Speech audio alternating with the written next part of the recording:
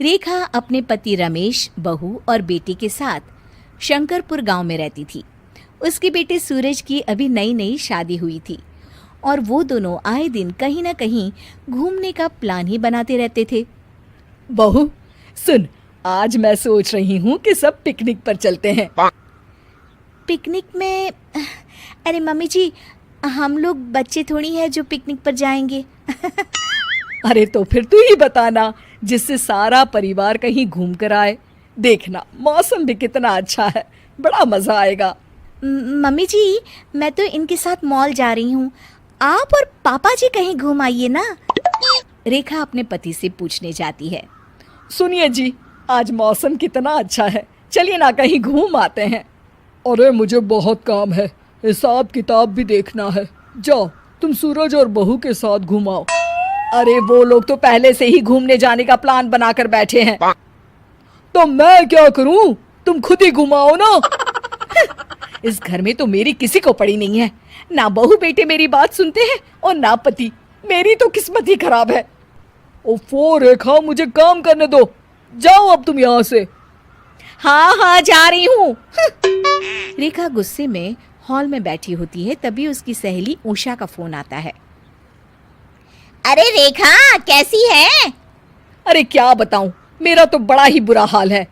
मुझ पर तो ना कोई ध्यान देता है, ना मेरी कोई बात मानता है।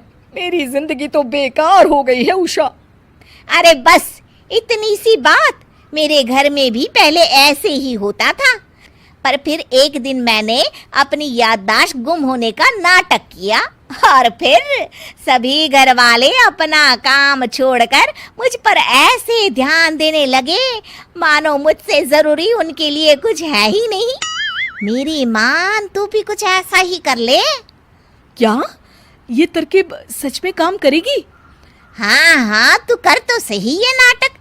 सारे घर वाले तेरे आगे पीछे ना डोले तो मेरा नाम बदल दूंगी। हाँ।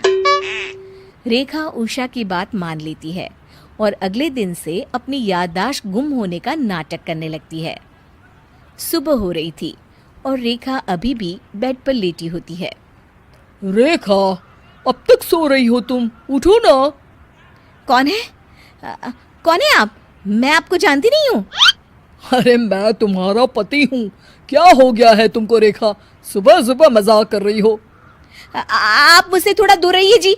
और कौन है आप? हाँ? रेखा के पति को अब थोड़ी चिंता होने लगती है। अरे रेखा, क्या हो गया है तुम्हें? क्या तुम्हें सच में नहीं पता कि मैं कौन हूँ?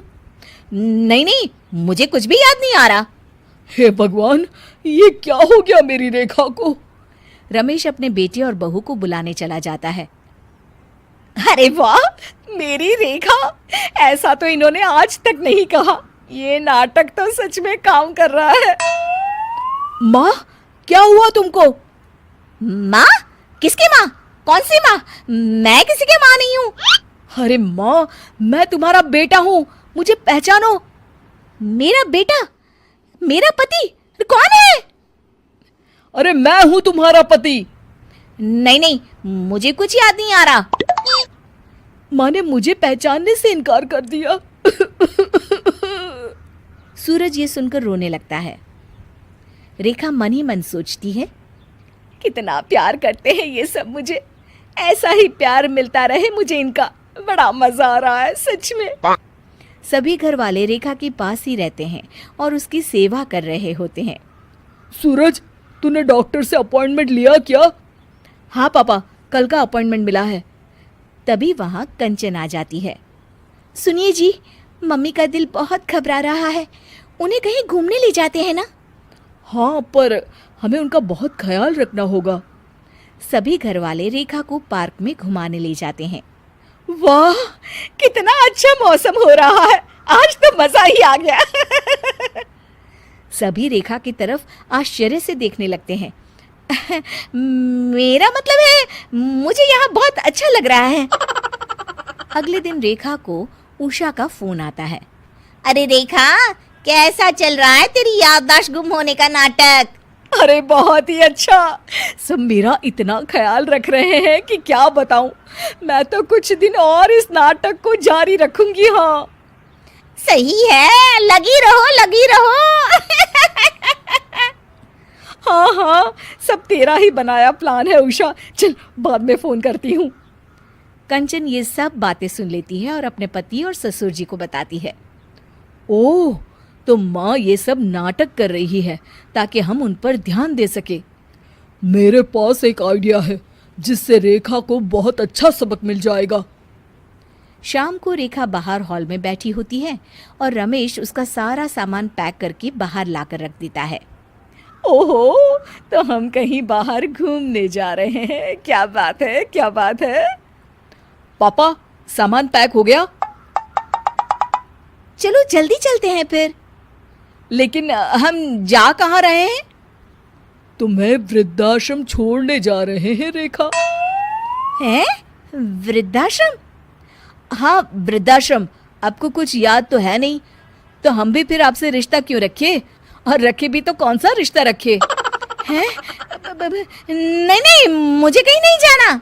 जाना तो पड़ेगा तुमको, ये तुम्हारा घर तो रहा नहीं अब। सही कहा ना मैंने? अरे पापा जी, आप क्यों इनसे बात कर रहे हैं? जल्दी चलिए ना, हमें लेट हो रहा है। वृद्धाश्रम की बात सुनकर रेखा जोर जोर से रोने लगती है। अरे मुझे कहीं नहीं जाना, मुझे सब याद है। मैं तो बस याददाश्त गुम होने का नाटक कर रही थी, मैं कहीं नहीं जाऊंगी। अरे पर तुम नाटक कर क्यों रही थी? ताकि आप लोगों का मुझ पर ध्यान जाए। आप लोग तो बस अपनी अपनी जिंदगी में लगे रहते हो। ओह, ये बात है। माँ, आप ये बात हमें बता भी सकती थी ना, उसके लिए इतना नाटक करने की क्या जरूरत थी?